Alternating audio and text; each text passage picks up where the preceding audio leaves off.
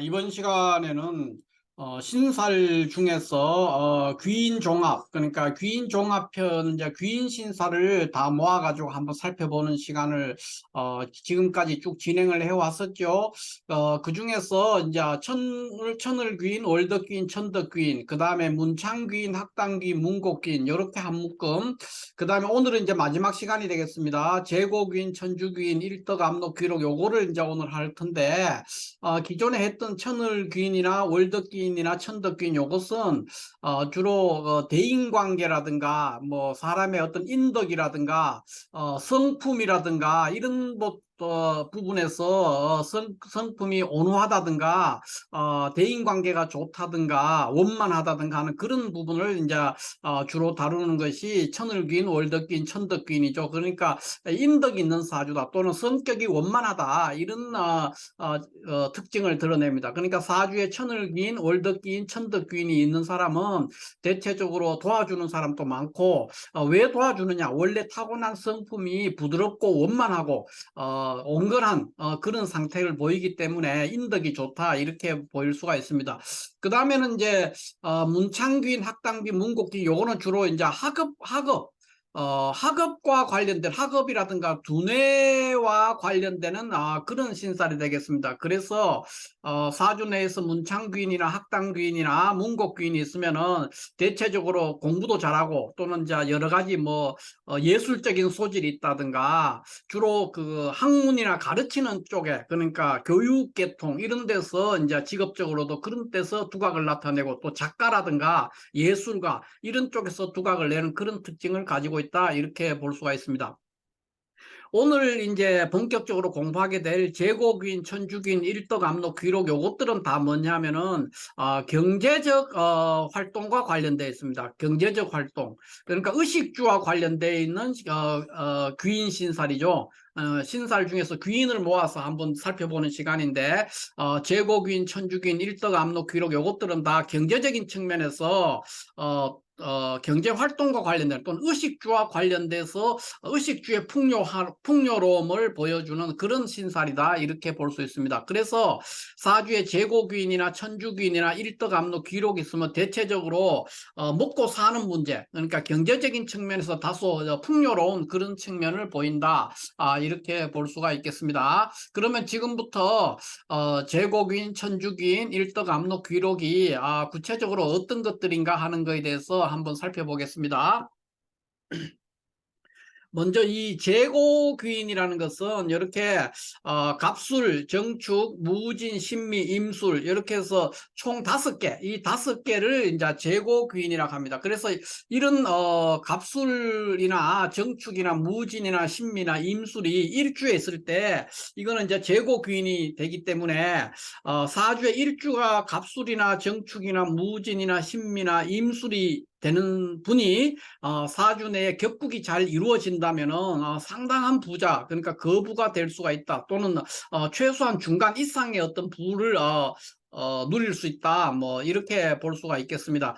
그러니까 물론 이제 갑술 일주나 정축 일주나 무진 신미 임술 일주가 일주가 설사 이렇게 돼 있을지라도 원사주가 전체 격국적인 측면에서 파격이 된다 그러면은 그렇게 부자가 되기가 어렵습니다. 그러니까 일주가 이런 일주이면서 사주의 격국이 잘 아름답게 구성이 된다면 그때는 이제 재고 귀인으로서 영향을 발휘되니까 상당한 부를 축적할 수 있다 이렇게 볼 수가 있고 또 원사주가 파격이 돼 있을지라도 어떤 대운에서 일주가 갑술 정축 무진 신미 임술이라는 요 일주가 있는 사주가 원사주가 파격이 돼 가지고 돼 있는 상태 그런 상태일지라도 운에서 그것이 그 기신이 제거돼서 성격이 되는 격이 이루어지는 그런 구조가 된다면 또 그때 또한 상당한 부를 축적할 수 있다 이렇게 볼 수가 있겠습니다.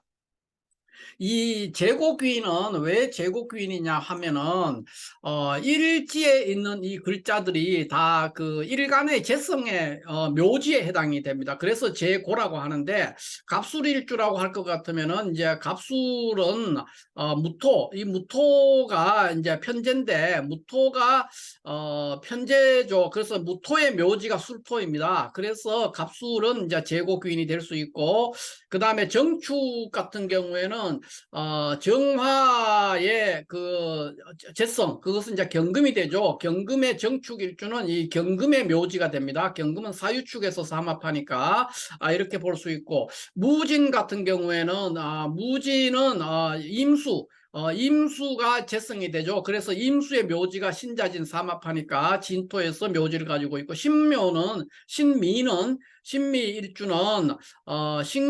신미에서 신금의 재성이라는 거는 이제 간목이죠. 간목의 묘지가 신미에서 미토에서 묘지가 되죠. 그래서 제고가 되고요. 임술일주는 재성이 뭐냐 하면 병화가 됩니다. 병화의 묘지, 병화는 인호술에서 삼합하니까 술토에서 묘지를 돼서 이렇게 해서 일지에 있는 이 진술충미가 전부 다 일간의 재성의 고지, 창고라는 거죠. 그렇게 된 상태, 이거를 제고귀인이라는데, 제고귀인이 있다고 해서 무조건 부자가 되는 게 아니고 일주가 제고귀인이면서 사주 전체 격국이 잘 구성이 돼야만이 큰 부자가 됩니다. 또 원사주가 뭐 일주가 갑술, 정축, 무진, 신미, 임술이란 이런 일주이지만 원사주가 파격이 됐다. 그러면은 운에서 이것이 언젠가는 귀신이 제거되고 성격이 이루어질 수가 있죠. 아름답게 격이 이루어지게 되면 그 운에 역시 부자가 될 수 있다. 이렇게 볼 수 있고, 단지 제고귀인이 일주라는 이유만으로 큰 부자가 된다든가 하는 것은 절대 아니니까 이런 부분에서는 이제 오해를 하면 안 되겠습니다. 제고귀인이면서, 그러니까 일단 일주가 제고귀인이 있으면은 잘만 하면은 한 번은 큰 돈을 벌 수 있는 기회가 온다는 거죠. 제고귀인이 아닌 일주들에 비해서. 그래서 상당히 부를 축적하는 측면에서는 긍정적인 면이 있다, 이렇게 볼 수 있겠습니다.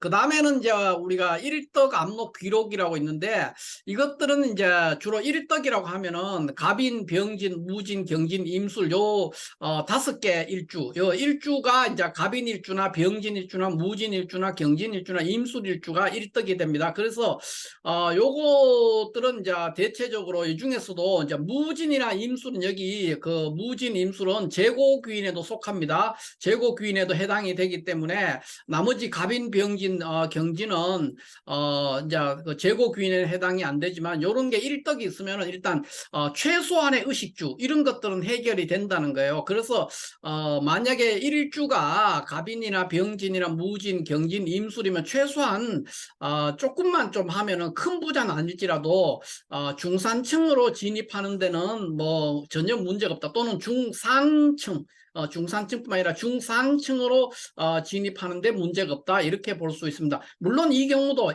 일주가 단지 갑인, 병진, 무진, 경진, 임술이라고 하는 요 이유만으로 뭐그 중상층이 된다든가 이런 일들은 이제 성립되지 않습니다. 일주가 이것들이면서 동시에 격국이 이루어져야 된다는 겁니다. 그래서 원사주가 만약 격국이 파격이다 그러면은 운에서 한 번은 그 파격된 구조가 성격이 되거든요. 어느 운행가에서는 거의 대부분의 사주가 그렇습니다. 그러니까 원사주는 파격일지라도 운에서 한 번은 그 귀신이 제거되고 격국이 이루어집니다. 그런 때에 상당한 부를 이룰 수 있다, 이렇게 볼 수 있고요. 압록이라는 거는 뭐냐 하면은, 압록이라는 거는 이제 숨어있는 녹이다. 근데 무엇의 녹이냐면 일간의 녹입니다. 그러니까 눈에는 보이지 않지만은 일간의 녹을 허합하는 지지에 있는 글자를 압록이라고 합니다. 그래서 이 압록이 있는 경우도 역시 의식주 문제, 이런 문제가 이제 상당히 해결이 되는 그런 때문에 길신신살이 될 수 있죠. 어떤 것이 압록이냐? 일간이 만약에 간목이라면 일간 간목의 녹은 인목이 되죠. 인목이 됩니다. 그래서 인목을 합하는 것이 해수죠. 그래서 간목일간이 지지 어딘가에 해수가 있다면 압록이 되는 겁니다. 그 다음에 을목의 그 녹이라는 거는 묘가 되죠. 묘가 되니까 지지 어딘가에, 을목일간이 지지 어딘가에 술토를 가지고 있으면은 술토는 묘수를 합해가지고 묘를 불러오기 때문에 압록을 가지고 있다, 이렇게 봅니다. 그래서 그런 식으로 이렇게 해가지고 가면은 여기에 이제 병은 신이 될 것이고, 일간이 병일 때는 신금, 지지의 어딘가에 있는 신금, 그 미토, 정화일가요, 미토, 그 다음에 무이면, 일간이 무면은 신, 기면은 미, 그 다음에 일간이 경금이면 지지 어딘가에 사화가 있으면은, 경금의 녹은, 신금이 되니까, 신금은 사신합하니까 사화가 있으니까, 지지 어딘가에 사화가 있으면은, 사화가 신을, 허공에서 불러오는 허자의 형태로 불러오는 거죠. 허합하는 거예요. 그래서 녹이 된다. 그 다음에 여기에는 이제 신금이면 진이 됩니다. 그러니까 진유합할 수가 있다는 거죠. 신금의 녹은 유금이니까. 그 다음에 임인 개축, 임수 같으면은 이제 그 녹이 해수가 되니까 인해합하는 것이고요.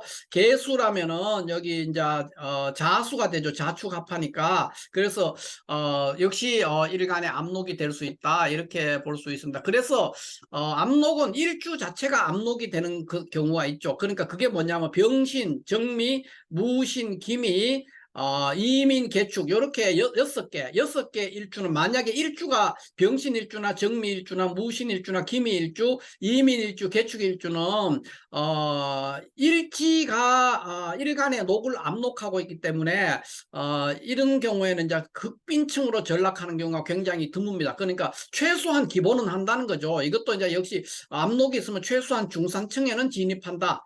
잘만 하면 이제 중상, 상류 사회로도 진출을 할 수가 있는 그런 일주라고 볼 수 있죠. 물론 병신일주, 정미일주, 무신일주, 기미일주, 이민일주, 개축일주는 사주 격국이 잘 이루어졌을 때 그것이 가능하다 이렇게 볼 수 있습니다. 격국이 다 무너지면은 일주가 아무리 압록이 있고 천을 귀인이 있고 이래도 아무 소용이 없어요. 그러니까 일주가 이런 게 있으면 일단 가능성이 매우 높죠. 운에서 한 번은 격이 이루어질 거니까 누구든지 일생 동안 운에서 한두 번의 기회는 맞이하게 됩니다. 이런 일주들이 맞이하게 되면 그때 크게 돈을 번다는 거예요.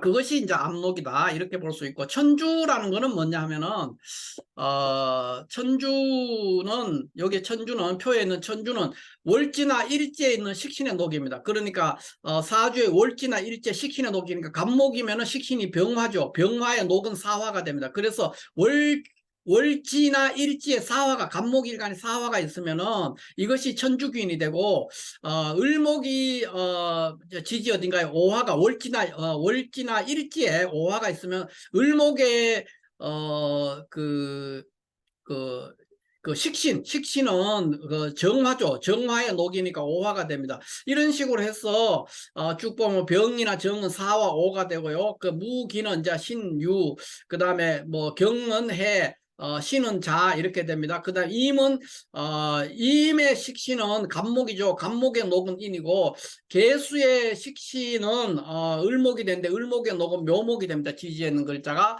이렇게 되니까 천주살에 해당 일주만을 기준으로, 일주만을 기준으로 천주살에 해당되는 것은 뭐냐면 무신일주, 기유일주, 그 다음에 이민일주, 개묘일주는 요거 자체가 천주살에 해당됩니다. 그래서 천주살이 있는 사람들은 대체적으로 요리 솜씨도 굉장히 좋고, 또 미각적인 능력이 굉장히 좋아서 미식가적인 그런 자질도 보이고, 어쨌든 먹을 복이 있다든가 요리 솜씨가 좋다든가, 또는 의식주 부분에서도 그렇게 빈천하게 전락하는 그런 경우가 드물다. 뭐 이렇게 볼 수 있습니다. 물론 격국이 이루어졌을 때 그렇다 이렇게 얘기할 수 있고요. 그 다음에 아까 여기서 지금 빠졌던 귀록, 귀록은 사주의 시지에 일간에 녹이 있는 경우, 요거를 귀록이라고 이렇게 보통 합니다. 그래서 이 중에서도 특히 이 일덕이나 압록이나 귀록은 뭐 경제적인 측면의 풍요, 이거를 얘기할 수가 있어요. 경제적 측면에 측면에서 이제 풍요로움, 이거를 이제 설명할 수가 있지만은, 동시에 이것은 일덕 압록 귀록은 인격적으로도, 그러니까 성품이 굉장히 온화하고 너그럽고 여유가 있다는 거예요. 왜냐, 이거 먹는 문제가 어느 정도 해결이 돼 있다는 거거든요. 그래서 매사가 조금 자신감 있고 여유롭고 느긋하고 온건한 그런 성격을 보이기 때문에 천을귀인적인 어떤 성격, 그런 것도 일부 포함하고 있다 이렇게 보면 됩니다. 그래서 일주가 일덕이나 압록이나, 또 사주가 일덕이 있거나 일주에, 또는 압록이 있거나 귀록이 있거나 이런 일주들은 대체로 성정이 다소 느긋하면서도 온건하고 온화하고 부드러운 넉넉함이 있는 그런 특징을 보인다, 이렇게 볼 수 있겠습니다. 자, 이렇게 해서 오늘은 신사 중에서 귀인 신사를 모았는 것을 이제 쭉 이렇게 그 인격에 해당되는 부분 또는 인덕에 해당되는 부분과 학업에 관련되는 거, 학업이나 두뇌와 관련되는 부분, 그 다음에 경제적인 활동이라든가 어떤 그 재물에 관련되는 그런 세 그룹으로 나눠서 한번 살펴봤는데, 마지막 시간이 되겠습니다. 마지막 시간으로 제고귀인, 천주귀인, 일덕암로, 귀록에 대해서 종합적으로 한번 살펴봤습니다. 자, 이렇게 해서 오늘 이 신살 중에서 귀인 신사를 이제 모두 그룹별로 이제 정리해서 한번 마스터를 했고요. 다음에는 또 다른 어떤 중요한 신살들에 대해서 공부를 한번 해보도록 하겠습니다. 감사합니다.